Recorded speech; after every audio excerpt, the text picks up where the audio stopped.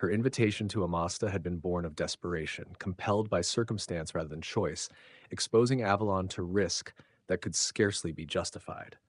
A sudden breeze stirred the dead air, lifting the dust settled across the ground and sending it swirling into the unknown. Vithia stared at the dancing particles, her heart sinking. Her destiny felt as fragile as the dust itself. Wait, how could wind sweep across Avalon? The island had been silent and lifeless for centuries. Clutching her grapevine wand tightly, Vithia froze. Then, sensing something, she turned sharply and caught sight of a lean figure stepping confidently from the rapidly dissipating temporal barrier onto the ancient altar and walking toward her. Amasta, exuding darkness, held the twin serpent staff, which had severed its connection with the earth and contained his restrained, malevolent magic. He smiled coldly. Mission accomplished, Miss Creona. When had Amostar Brain entered the temple? How had he broken through the temporal barrier that stymied even the high priests? For Vithia, these questions became irrelevant the instant her gaze fell upon the twin serpent's staff. Give it to me, she stared at the staff, trembling slightly. Over centuries, hundreds of high priests had sacrificed themselves, countless followers had perished, and death and blood had entangled them like a curse. The grudges that would never be forgotten surged like waves in Vithia's heart, shattering the calm she maintained through magic. Give it to me. Tears reflected in the air as Vithia's despair reached a peak of hysteria, twisting her otherwise graceful features. Amasta's eyelids twitched slightly, a flutter of awareness stirring in his heart, yet he did not move forward. Calm and detached, he said, I have questions, Miss Creona. Unless you can answer them, I think this staff should remain in my hands. Amasta's firm refusal enraged Vithia. She raised her wand, magic brimming with lethal intent. It was clear. If Amasta refused to hand over the twin serpent staff, she would not hesitate to kill him. Anger often drives us to make foolish choices, Amasta remained unmoved, and foolish choices often come with a terrible cost. Miss Creona, do you wish to test this truth with your own actions? Most wizards in the underground of Nocturne Alley believe you to be a wizard who values honor. Even without mentioning that, we have a magical contract, Mr. Brain. Chapter 125, The End of the Secret Realm, Part 2. Amasta's cold words cut like a winter wind, briefly restoring some composure in Vithia. Her rationality fought desperately against the memories of her brutal past, leaving her teetering on the edge of collapse. You must hand over the druid's sacred artifact from Merlin's eternal resting place. Violate the contract, and you will face severe punishment. Powers even a witch of your caliber could not withstand the contract's backlash. Magic follows rules. I truly cannot escape the bounds of a contract. Amasta inclined his head slightly, acknowledging her statement. Yet before Vithia could register any satisfaction, he let out a cold snort. But there's a trivial loophole in that contract, Miss Creona. I regret that you failed to notice it. Merlin's eternal resting place. That is Merlin's final burial site. Tell me, where is his grave? Where is his body?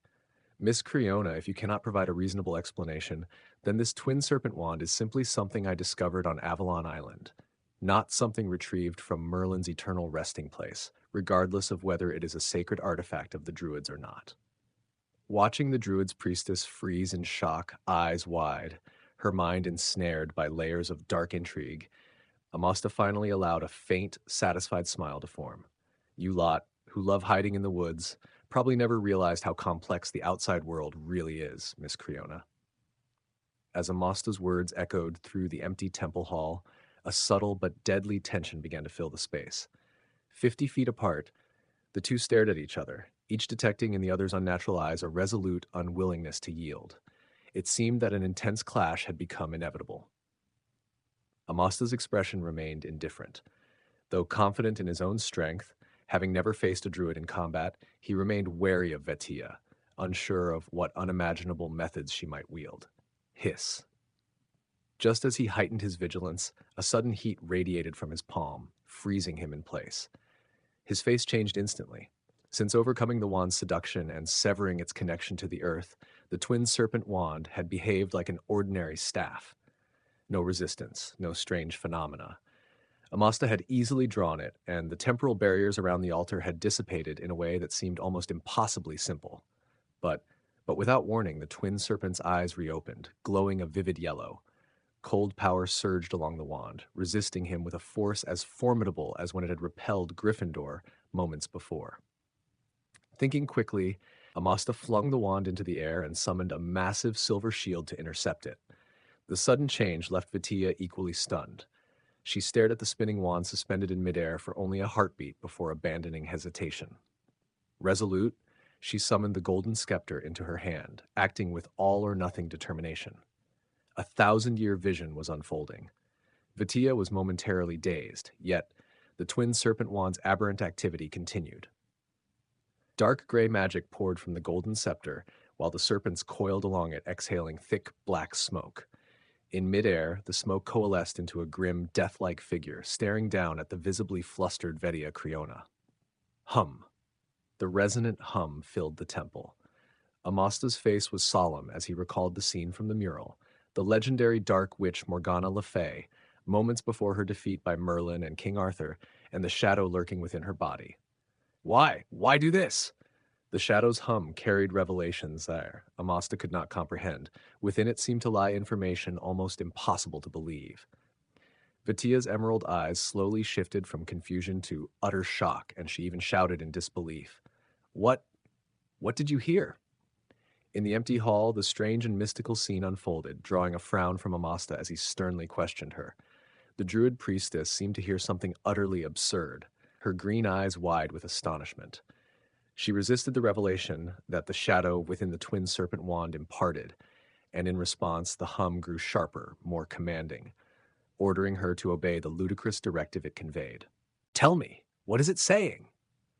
Though Amasta could not understand the ancient language, likely unique to the druids, his instincts immediately sensed something amiss. He raised his wand, radiating the unmistakable posture of someone ready to strike if Vitia did not speak. Gradually, Vitia calmed. She looked at Amasta, her gaze still tinged with reluctance, but for some reason, he also sensed a hint of apology buried in her complex expression. I don't know much more than you do, Mr. Brain, but thank you at least for securing it for us. As she finished speaking, the shadow that had fulfilled its task suddenly vanished. Before Amasta could react, the twin serpent staff, now without a wielder, floated above Vithia's head, bursting into a gray halo of light and instantly teleporting her out of the temple, disappearing from sight. Wait, Amasta shouted, sprinting to where Vithia had just stood. He tried to lock onto her position, using the residual magic in the air and apparat after her. But within this chaotic magical realm, the distorted energy fields and warped space exerted stronger constraints than even an anti-apparition spell. Amasta's figure blurred, as if being forced into the air, only to be ejected the next moment. That woman! Amasta nearly swore in frustration. He wanted to try locating her again, but the temple suddenly shook violently. A sudden sense of weightlessness struck him, leaving him momentarily dazed. Rumble! The realm is collapsing! The magically created space began to disintegrate rapidly. Cracks opened across the ground like jagged scars, and the world tilted before Amasta's eyes. Every sign indicated that this secret realm, which had endured for over 1,000 years, was about to collapse now that the twin serpent staff had departed. If he didn't escape before the collapse, he risked being banished into the chaotic void, never to return. With no time to waste, Amasta prepared to leave the hall and head for the portal he had entered through. But as he stepped forward, a sudden thought froze him. His gaze fell upon the silver sword that had once belonged to Gryffindor on the altar. The once noisy Stonehenge Park became eerily silent in an instant. Hundreds of muggles gawked at the massive stones that had fallen, and the young man in peculiar robes who emerged from the swirling dust, their minds frozen. Who are you? What have you done? The Muggle guide, responsible for introducing Stonehenge's history, stammered, staring at Amasta's ash-gray grim figure. Gazing up at the blazing sun suspended in the sky, Amasta felt a brief wave of disorientation. He and Vithia had entered the secret realm late last night. Inside, only a few hours had passed, but outside it was already midday. No. What day is it today? Amasta asked the Muggle guide in a commanding tone. July 28th, sir. 5 days have passed? The flow of time inside and outside the space isn't synchronized? Amasta murmured. At that moment, a snowy white owl that had been circling high above for days swooped down and landed on Amasta's shoulder, tilting its head to peck sharply at his cheek. It seemed to have been waiting for some time. Amasta ignored the murmuring muggles, glanced briefly at the letter it carried, and a few fine lines appeared on his forehead. "Thank you, little one. I understand now." He nodded in appreciation to the clever white owl, a trace of a smile crossing his face. Cooing, the owl pecked at Amasta's earlobe once more, urging him to depart. It spread its wings and quickly vanished from sight. A commotion arose nearby. A few Muggle police officers were pushing through the crowd, rushing toward the damaged historical site. Amasta turned, waved his wand, and restored the fallen stones to their original positions. Then, offering a slight bow to the stunned Muggles, he said apologetically, "Sorry to disturb your visit. I'll be gone in a moment, gone without a trace." P.S. The next 10 chapters will wrap up a couple of the early foreshadowed plot threads. Chapter 126, The Unusual Uncle Vernon. For most young witches and wizards from magical families, summer holidays were a time of pure delight. At home, they didn't have to worry about dull lessons. They could sleep in until noon, enjoy a leisurely lunch, then grab a flying broom from the shed and soar freely across the lawns, basking in the bliss of vacation. Assignments from Hogwarts professors posed little challenge, since their parents or older siblings had all graduated with good grades. Guiding the children through holiday homework was effortless. Moreover, well-off wizarding families often used the summer to tour famous magical sites, broadening their children's horizons. Harry longed for such a life. By comparison, life with the Dursleys was miserable. Uncle Vernon, Aunt Petunia, and their son Dudley were the only family Harry had in the world. But if given a choice, he would rather have no relatives at all and grow up in an orphanage. He didn't feel ashamed of that thought. After all, an orphanage wouldn't have made him live in a cupboard under the stairs for years, would it? Mutual loathing defined their relationship, and that hatred peaked on Harry's 11th birthday, when he received his letter of acceptance to the great Hogwarts School of Witchcraft and Wizardry. At Hogwarts, the young wizard Harry despised most was undoubtedly Draco Malfoy of Slytherin, a family notorious for their disdain toward Muggle-borns and half-bloods. The Dursleys were the opposite. Their attitude toward magic was medieval at best, as if they wanted to burn anyone or anything connected to it at the stake. On many nights, huddled under the covers with a flashlight, finishing summer homework, Harry fantasized about what would happen if the Dursleys ever met the Malfoys, what explosive clashes might erupt. Of course, it was only wishful thinking. Under normal circumstances, the two families would never cross paths. It was Saturday, and Harry had barely slept the previous night due to the detested essay on shrinking solutions assigned by the most annoying Hogwarts professor. Consequently, he overslept and missed the Dursleys' usual breakfast.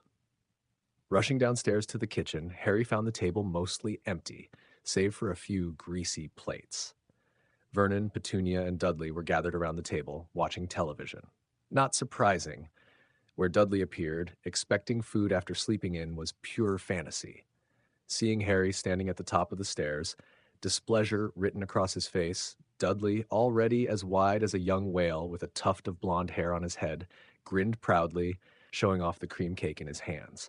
The thick layer of frosting smeared around his lips looked comically like Uncle Vernon's dense mustache. I had a nightmare last night, so..." Dudley sprayed whipped cream, shoulders shaking like fortress walls, but Aunt Petunia, ever peculiar, poked him under the table to stop him from mocking Harry. Even Uncle Vernon, who usually roared at Harry, didn't yell about being ungrateful. Instead, he pointed his short, stubby, slightly purplish finger toward the counter. "There's some bread and fried eggs left for you, boy." Vernon puffed and heaved, his massive frame rising and falling as he struggled to contain his anger. "All right, then," Harry said, looking at the few dry slices of bread. He understood that Vernon and Petunia had probably gone to great lengths to save even this meager portion from Dudley, possibly sacrificing a new game computer or remote-controlled plane in the process, like the brand-new color TV mounted on the kitchen wall. Had it been the previous summer, Harry would have been stunned by such small acts of generosity from the Dursleys. He acted indifferent now because their Odd behavior had continued for 2 weeks straight, and he had grown accustomed to it. At first, Harry thought it was simply because everyone had been in a good mood lately. The first week of summer vacation, Uncle Vernon's company had sent him a new car, and they parked it in the garden, loudly discussing it so that all the neighbors on Privet Drive could hear. The idea, apparently, was to enjoy the envious looks from others. But later, Harry realized that couldn't be the real reason. After all these years, he knew that no matter how much the Dursleys had to celebrate, their good mood toward him never lasted more than 2 days. Dudley turned his head toward the television, but kept his ears perked up. Harry, sitting in his usual spot, silently chewed his toast, pretending not to notice the glances exchanged between Uncle Vernon and Aunt Petunia. They were plotting something. Harry sensed it sharply, but resolved to keep silent, finishing his breakfast as quickly as possible. He wasn't sure whether what was about to happen would have a good outcome. If it went badly and he angered the Dursleys, he could very well go hungry for a stretch of time, just as had happened countless times before he entered Hogwarts. "So, how's your learning going, boy?" It seemed that Uncle Vernon and Aunt Petunia had come to some unspoken agreement. In the end, it was Uncle Vernon who spoke, though he appeared utterly ashamed to say the words. Each syllable made his shoulders tremble violently. Harry tensed instantly.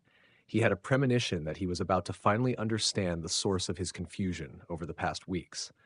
Uncle Vernon's question was abrupt and fragmented. Harry stared blankly for several seconds, piecing it together, before his emerald eyes widened in shock. If there was one absolute taboo in this house, it was any discussion of magic. Normally, Harry accidentally brushed against this taboo, which always ended poorly. Now he even felt compelled to pinch his own cheek to see if he was dreaming. "You mean at Hogwarts?" Harry instinctively started to speak, but seeing Uncle Vernon's face turn purple with rage and Aunt Petunia's shoulder blades straining as if they might pierce her skin, he immediately corrected himself, softening his words. "I've learned a few things. Um, I'm only going into third year after summer, so there's still a lot I don't understand." The kitchen fell into an eerie silence. Dudley tried to act indifferent, but his ears, standing straight up like antennas, betrayed him. Aunt Petunia's gaze was fixed on the shiny plates on the table, her expression dark and stormy. Meanwhile, Uncle Vernon's fists, resting on the table like two sandbags, were clenched tight as he tried to process the shame of someone daring to talk about magic. The scene was unnerving. Harry felt he could go hungry for a few days if it meant getting through this as quickly as possible, and yet deep down he was curious. Why were his notoriously magic-averse relatives even speaking to him about it? "Ha, boy." Finally, Uncle Vernon spoke again, but his question only deepened Harry's confusion. "Do you lot have ways to cure sickness?" Chapter 127, Another Mr. Brain. Harry didn't answer immediately. In truth, he was still reeling from the sheer impossibility of Uncle Vernon and Aunt Petunia actually bringing up magic themselves. Yet the confusion in his eyes seemed to Uncle Vernon like mockery or a challenge, pushing his frayed nerves to the breaking point. "Answer me, boy." Uncle Vernon could no longer contain himself. He bellowed at Harry, and oddly enough, hearing that familiar roar made it almost easier for Harry to bear.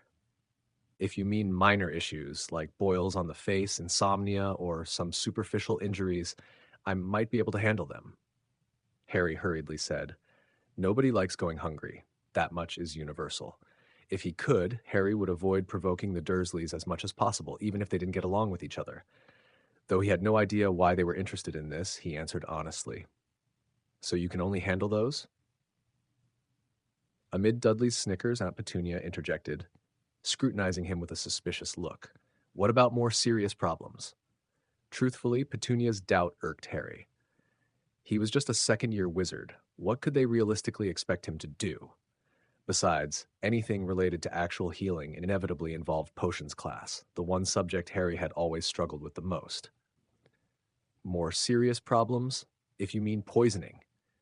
He remembered that in potions class back in first year, Snape had mentioned something with extremely strong antidotal properties. Harry frowned, racking his brain.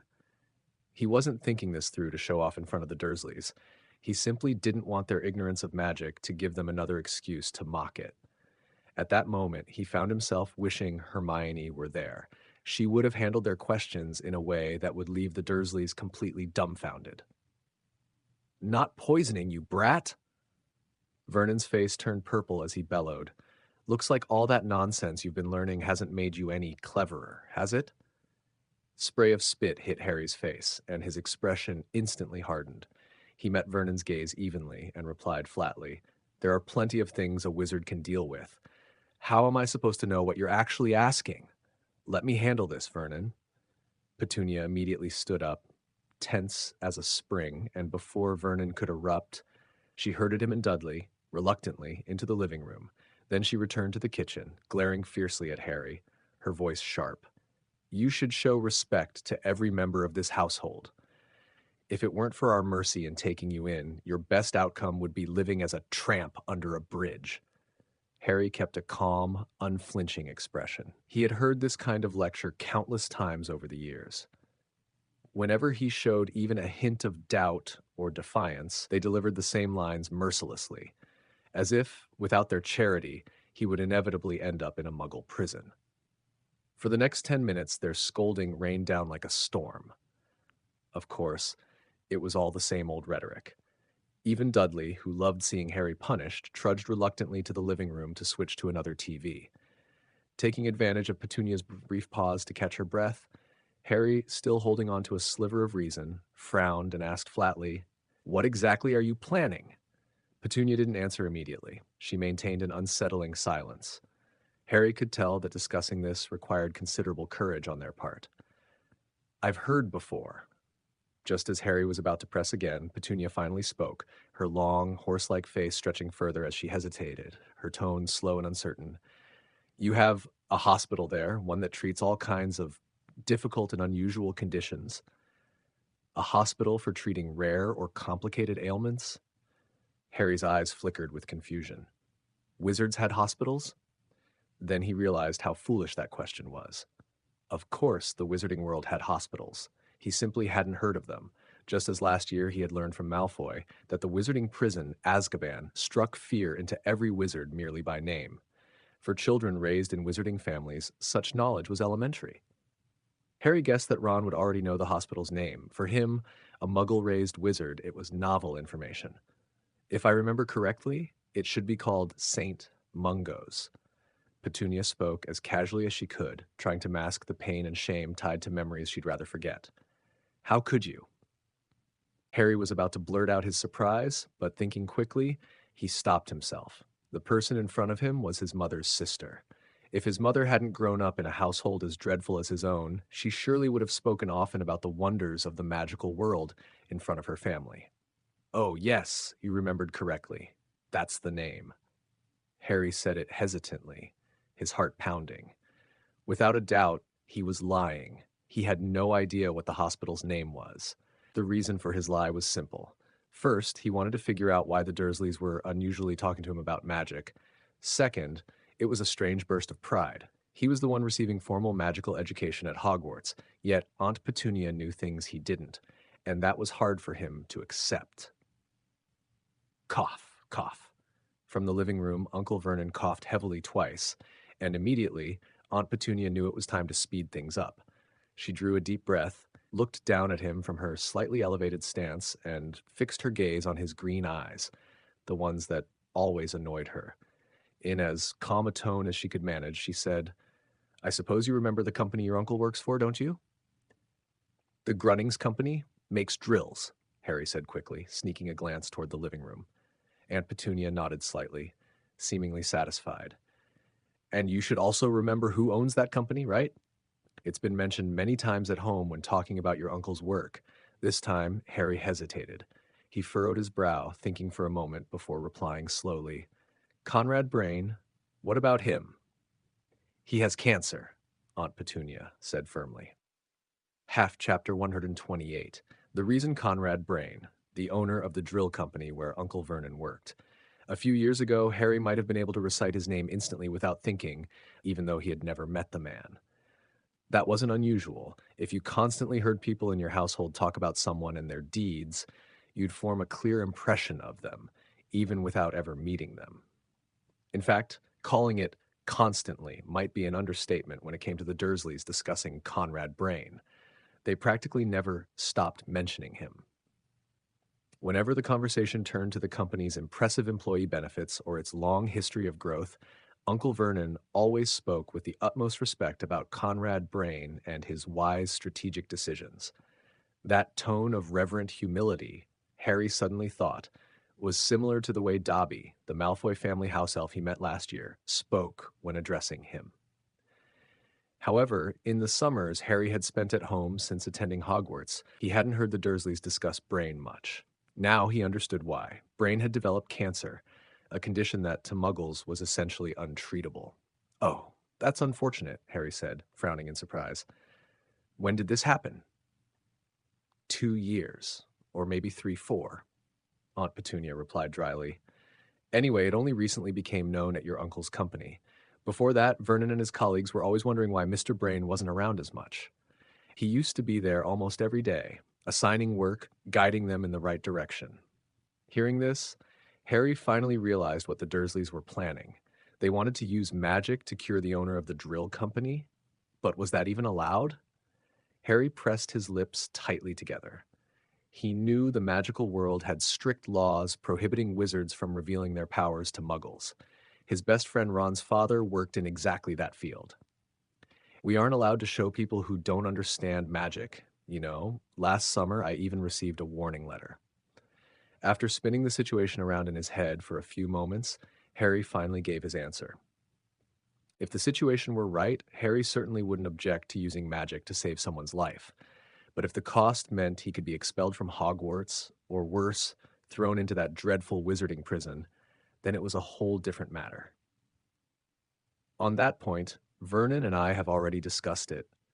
Petunia's voice quickened as she reached the heart of the matter. If anyone gives you trouble, we'll explain it for you.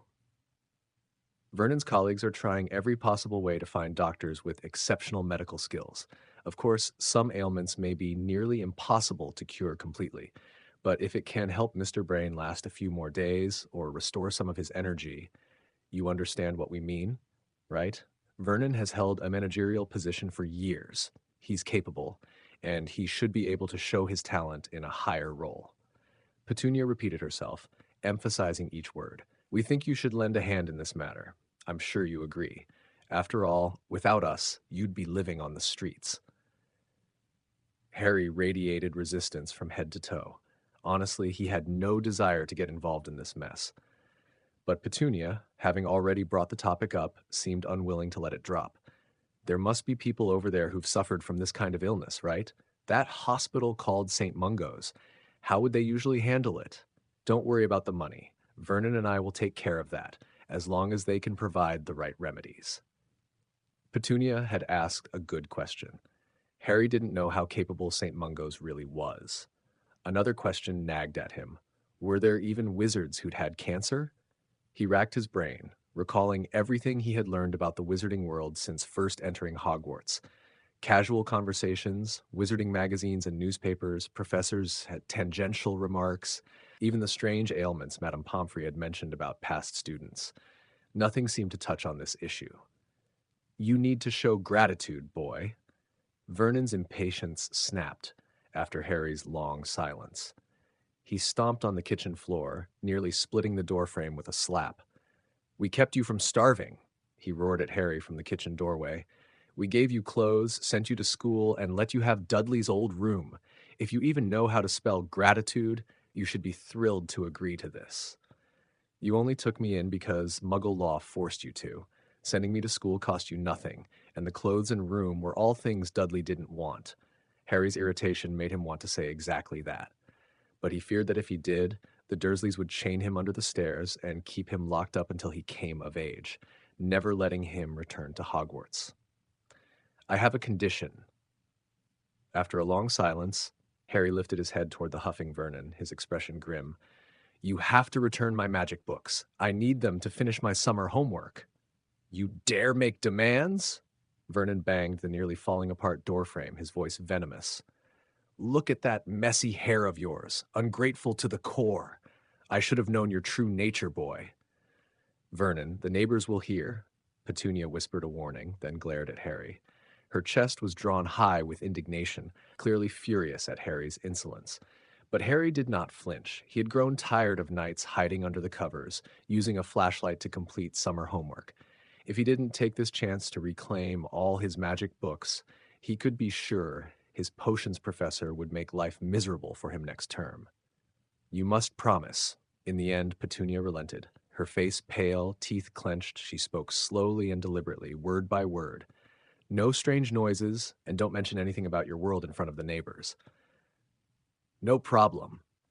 Harry's heart raced as he replied swiftly. Getting the Dursleys to give in was a small but significant victory. He immediately added, I need to check on Mr. Brain first. Under Petunia's sudden wary gaze, Harry shrugged. I can only ask my friends to investigate once I know the situation clearly. All right. It was a reasonable request. Even Uncle Vernon couldn't find much to complain about. He panted reluctantly and said, Tomorrow, your aunt, Dudley, and I plan to visit him. You can come along, but I'm warning you, boy. Uncle Vernon hunched his enormous, imposing frame, eyes flashing with menace. Mr. Brain is a very respectable gentleman. If you so much as cause a scene in his house, I swear you'll regret ever being born. Chapter 129, The Brain Estate. Why do I have to take this on? It was 10 o'clock at night. Harry collapsed onto his bed, glasses off, utterly exhausted, regretting his decision deeply. He wasn't tired from doing chores. Today wasn't cleaning day, and the Dursleys hadn't given him any yard work. It wasn't from trimming the lawn or fertilizing the flower beds either. No, the exhaustion came from the so-called emergency training the Dursleys had subjected him to since breakfast, all to ensure he didn't embarrass himself during tomorrow's visit to the Brain Estate. They had drilled him endlessly on how to walk with proper posture, how to smile appropriately, how to greet people, and how to behave at the table. The tediousness rivaled even Professor Binns's History of Magic lessons at Hogwarts. The bedroom light was off, but the living room downstairs was still bright, punctuated by the rustling sounds of Aunt Petunia hastily sewing a proper outfit for Harry. Apparently, they'd realized he didn't own a single garment suitable for visiting high-class households. It was late. All the stores were closed, and there was no time to buy anything new. Amid the chaos, Aunt Petunia had a sudden flash of inspiration. Last summer, to impress the Mason couple, she had made Dudley a suit that he'd only ever worn once.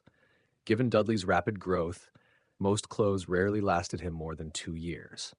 Now she could cut and alter that suit to make 2 or 3 outfits for Harry. Why do I always have to take on these things? Harry buried his head in the covers, pounding the mattress in frustration, though deep down he knew the reason. It wasn't just the opportunity to reclaim his magic books and broomstick. It was also a chance to teach the Dursleys a lesson. The Dursleys had always treated magic with disdain, calling it a bunch of nonsense meant to trick people. Harry had long been annoyed but powerless to change it. Now, with this visit, he saw a chance to show them the true wonder of magic. If he could make even a small impression, perhaps the remaining summers at the Dursleys would be a little less miserable. With that thought, accompanied by the mechanical snip of scissors from downstairs, Harry finally drifted off to sleep. I hope you all understand the importance of today's visit. The next morning, when the golden sunlight still carried a chill, everyone in the house gathered in the living room to listen to the head of the family speak. This time last year, if I had secured that order, we'd be living in a luxurious villa in Mallorca. But due to unforeseen circumstances, we lost that perfect chance to change our fate. Wearing a formal suit for the first time in his life, Harry felt awkward and lowered his head. He understood exactly what Uncle Vernon was referring to. Though he couldn't blame him, who would have expected Dobby to appear that day, throwing an entire cake over that poor Muggle couple to prevent him from returning to Hogwarts? The visit to Mr. Brain clearly made the Dursleys nervous. On the drive to the Brain estate, located in London's affluent Mayfair district, the car was suffused with tense silence. Even Dudley kept fussing with the overly elaborate tie around his invisible neck, trying to adjust it just right. Harry, pressed against the car door by Dudley, couldn't help but feel the tension in the air. He tried desperately to recall how Madame Pomfrey always asked him about his ailments whenever he stayed in the school infirmary. As soon as they entered Mayfair and Westminster, the sky seemed to turn an even deeper blue. Compared to other districts of London, this area was sparsely populated. The fresh air carried the uplifting scent of roses, making the surroundings feel almost magical. Petunia rolled down her window, her eyes alight with envy and longing, as she took in the sight of well-dressed ladies strolling across vast green lawns with their pedigreed dogs, chatting and laughing without a care for chores, a lifestyle she had always dreamed of. At the end of the immaculate road stood a sprawling mansion, its main structure pure white, adorned with gilded trim that dazzled in the sunlight.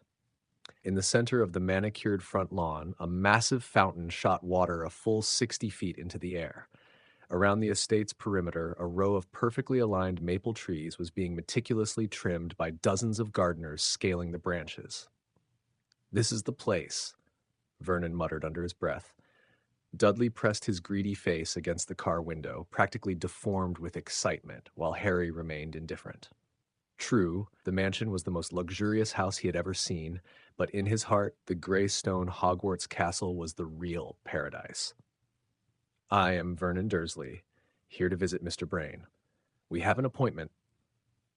Harry couldn't help suppressing a chuckle as he watched his usually stern uncle tremble and stammer in front of the imposing gate guards. Honestly, he had never seen Vernon behave like this before. Since outside vehicles weren't allowed onto the estate, Harry had to follow the Dursleys, who were carrying flowers and a fruit basket, on foot toward the mansion. Walking along the straight, cobbled path, Dudley nervously fiddled with his clothes, his little eyes darting around, but he didn't dare speak. He clearly understood that this was not a place for mischief or showing off his personality.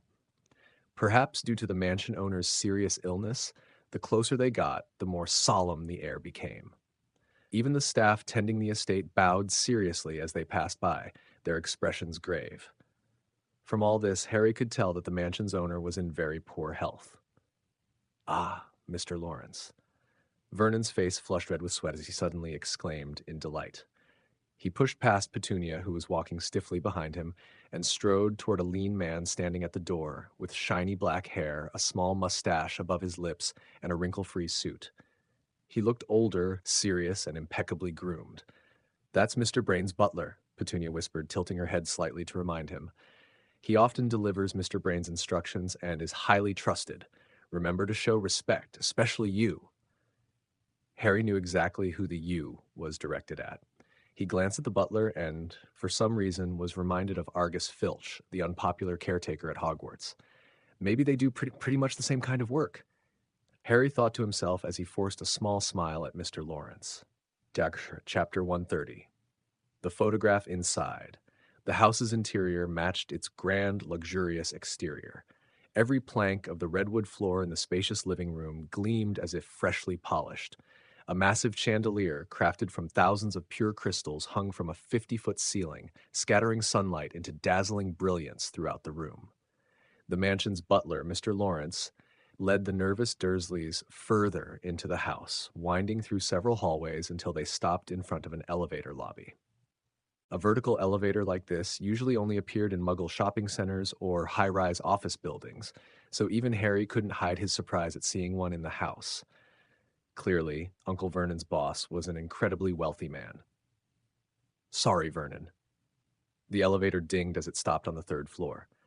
When they stepped out, the estate's butler, Lawrence, turned to the Dursleys, who were already plastering on obsequious smiles, and said apologetically, "Mr. Brain is currently undergoing treatment. According to the doctor, he won't be able to see you for about 2 hours. Would you mind waiting in the sitting room until then?" "Of course, Mr. Lawrence." Uncle Vernon nodded repeatedly. "We'll follow your instructions completely." Once a few young maids served them tea and closed the sitting room doors, the elegantly decorated room was filled with synchronized exhalations. Uncle Vernon, whose large belly made long periods of standing exhausting, collapsed onto the soft sofa in sheer fatigue. "This house is truly magnificent, Vernon." Aunt Petunia's voice trembled with excitement. "I dare say if Eileen knew I had visited such a luxurious estate, she'd be terribly jealous." Harry raised an eyebrow. Eileen was Aunt Petunia's close friend. The two of them loved discussing neighborhood gossip. Mr. Brain inherited this estate and the drilling company from his father. Uncle Vernon began, addressing Aunt Petunia and Dudley. He was barely in his 20s, and everyone doubted him. They thought he'd ruin the already struggling company, but who could have imagined? With his intelligence and diligence, he turned it around. Of course, Uncle Vernon had told these stories countless times at home, and Harry knew them by heart. Still, Uncle Vernon never tired of repeating them. Was I impressive, Mom? Dad? Dudley stood up, trying to smooth the folds on his belly, but after a few futile attempts, he gave up and tilted his chin proudly, grinning at his parents. Absolutely splendid, my darling. Aunt Petunia stood, clutching one of Dudley's arms, tears of pride glinting in her eyes. Not a single breach of etiquette, a perfect little gentleman. Just like a father who's seen the world. Courageous! Uncle Vernon chuckled. Dudley puffed up his chest with pride and glancing at Harry, who sat silently with a blank expression, his small eyes suddenly gleamed with mischief. Oh, but I think someone here has already been scared silly, haven't they? Harry immediately knew Dudley meant him. He scowled, recognizing that the Dursleys were likely about to scold him. He preemptively spoke in a rapid, clipped tone. Yesterday, you told me over and over, without your permission, I'm not allowed to move around or say a single word. All right, boys, so you do have some memory, Uncle Vernon muttered, momentarily flustered, though his tone quickly regained its usual commanding force. When you meet Mr. Brain, you know what to do, right? Yes, Harry muttered. Observe Mr. Brain's condition carefully. When you ask about his health, listen closely. Don't miss a single word. Very good. Uncle Vernon downed the remaining tea in his delicate cup in one gulp and nodded with approval. After the meeting, I'll tell Mr. Brain's butler that we have a friend who's especially skilled at dealing with this illness. Everyone knows that with this condition, there's almost no hope. But Lawrence has no choice now. If you can convince him you have a method to help restore a bit of Mr. Brain's vitality, he'll persuade Mr. Brain to try it. When Harry heard Uncle Vernon's instructions yesterday, the first thing that came to mind was a stimulating potion. It was safe, widely used in the magical world, and easy to acquire. He had taken it many times himself and was confident that if he sent Ron a letter, he could quickly obtain a large supply. Of course, the biggest concern was still whether giving wizarding potions to unsuspecting muggles violated the statute of secrecy, and if it did, how serious the consequences might be. On the way there, Harry continued to mull over the question. By his estimation, it probably wasn't a major violation. After all, how many muggle-born wizards were there in the wizarding world? Most had families who were still muggles. If a muggle relative had a condition that ordinary muggle hospitals struggled to treat, it was almost inevitable that magic would be used to help. Another reason Harry had resolved to act, even at the risk of trouble, dated back to the start of his second year. Dobby had sealed off Platform 9 3/4, causing him and Ron to miss the Hogwarts Express. Helpless, they had to take Mr. Weasley's magically modified car to school. Consider that for a moment. Mr. Weasley, who worked to prevent wizards from misusing magic, had led the charge in breaking rules. That had taught Harry something important. Behind the scenes, rule-abiding wizards might be just as rare as those who flaunted the rules openly. Oh, come look at this photo, Petunia Dudley. Waiting was always long and tedious. Bored, Vernon wandered around the sitting room, examining the commemorative photos hung along the walls. He paused in front of a gray-toned photo near the door and pointed at it. This was taken when Mr. Brain first took over the company. Look at him, handsome as ever. Many of the girls in the office admired him. And me? I was so skinny back then, not even 200 pounds. Yeah, just a little over twice as light as me, Harry thought, eyeing Vernon's bulky frame with a faint pang of sympathy. The Dursleys' house was filled with Dudley's photos, but there were very few of Vernon and Petunia themselves, and those were mostly tucked away in their bedrooms, rooms Harry was absolutely forbidden to enter. Before Hogwarts, Petunia even personally maintained those rooms. Watching the three of them animatedly discussing the photos, Harry, sitting quietly in his chair, couldn't help feeling a little curious. As he pondered whether Vernon had really been any slimmer in his youth, the sitting room door quietly opened. The elderly butler who had guided them in earlier reappeared, his demeanor still polite and dignified, but with worry etched deeply on his face. Mr. Brain is very fatigued, Vernon. Keep your visit to no more than 5 minutes. Vernon nodded eagerly. Once the butler stepped out of the room first, he turned to Harry, waving frantically. Come on, boy. This place is huge. If you get lost, by the time the staff find you, you might already be a dried-up husk. If he could, Harry would have loved to lead the Dursleys on a tour of Hogwarts, to show them what a truly grand castle looked like. Slowly rising, he walked toward the door, passing the photo Vernon had mentioned. His eyes flicked to it almost subconsciously. Clang! Everyone turned, startled. Harry's mouth fell open, ignoring the swelling bruise on his forehead, his gaze fixed on the man in the center of the photo. In a low, disbelieving whisper, he murmured, Professor Brain? Chapter 131, Writing a Letter. At first, Professor Brain had only been appointed by the Hogwarts Board of Governors as an investigator into the Chamber of Secrets incidents. For reasons unknown, he later briefly became their Defense Against the Dark Arts professor.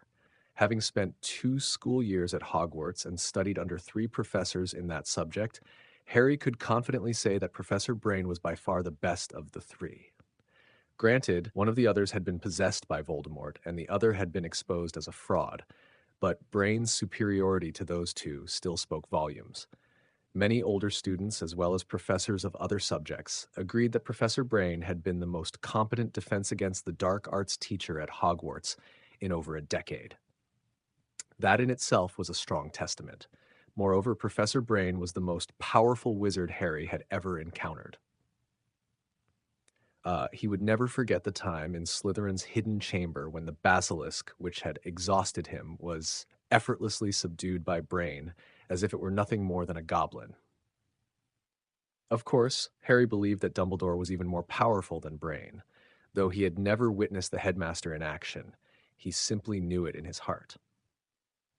By the middle of the second year's spring term, after the Chamber of Secrets incident was resolved, Professor Brain quickly left Hogwarts, and Harry never heard anything about him again. His departure had been as mysterious as his arrival. Many of the younger wizards, including Harry, Hermione, and Ron, felt reluctant about Professor Brain leaving, but they all knew it was his own choice. Everyone had the right to choose their own path in life. As for Curad Brain, the owner of Uncle Vernon's drilling company, Harry had never once connected him with Professor Brain since recalling the name yesterday morning. Despite sharing the same surname, Harry knew the 2 were completely unrelated. After all, the surname Brain was unremarkable among both Muggles and wizards, just as common as Tom, Voldemort's given name. Even the owner of the Leaky Cauldron shared it. Surely no one would assume they were related just because of that. Yet same surname, same gray hair, and nearly identical facial features, like father, like son, made recognition almost inevitable. Anyone who knew his parents would, upon seeing him, almost instinctively say the same thing. Professor Brain grew up in an orphanage. The Dursleys marched along 2 steps at a time, taking advantage of the elderly butler's inattention to glare at Harry, who had already made a fool of himself. Dudley snickered beside them, but Harry, lost in thought, didn't notice. His mind replayed that fleeting glance at the photograph of the man. If he really is Professor Brain's father, how could someone from such a distinguished and enviable family end up an orphan? Harry pressed his lips together, confused, and looked at the elderly butler leading the way. Lawrence.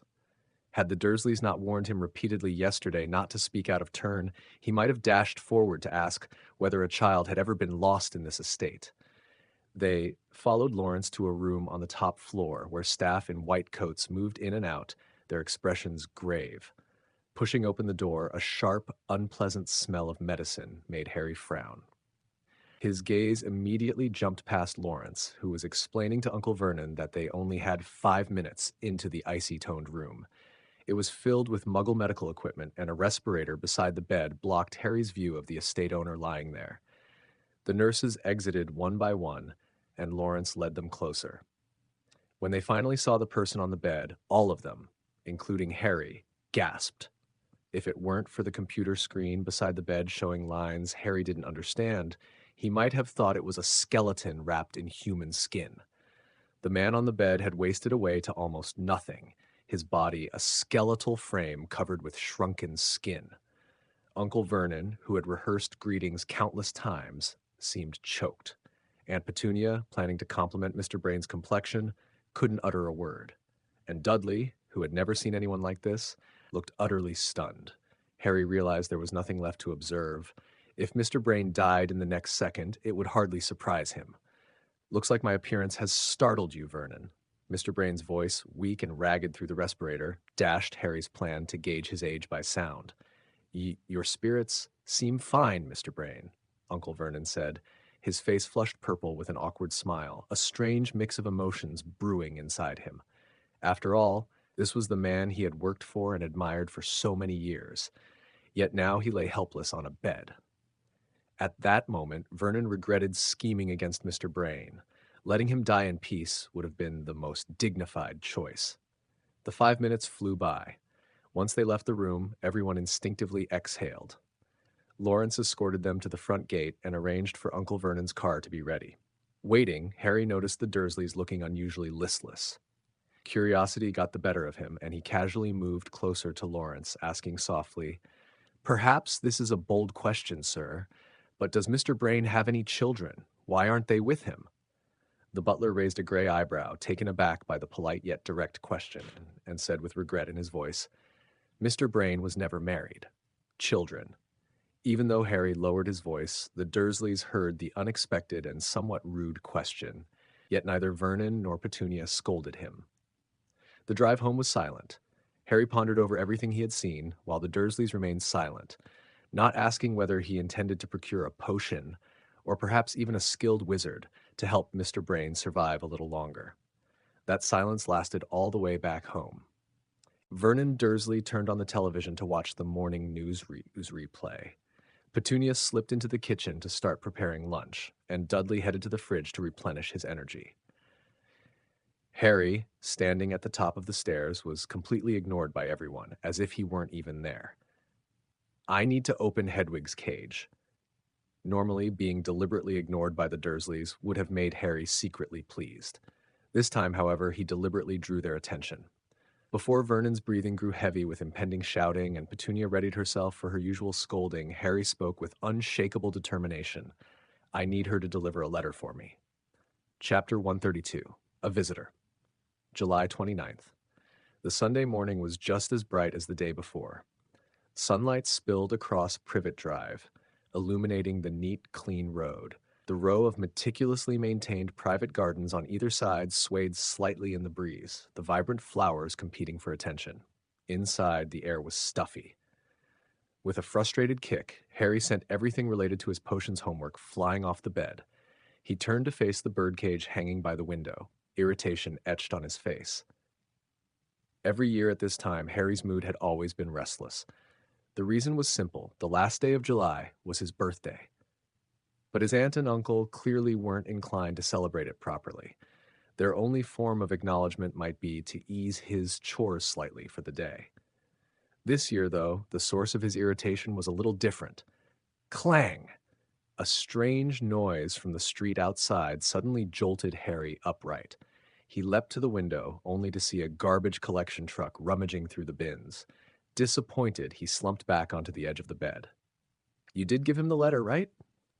Exhausted from several days of travel, Hedwig stirred in her cage.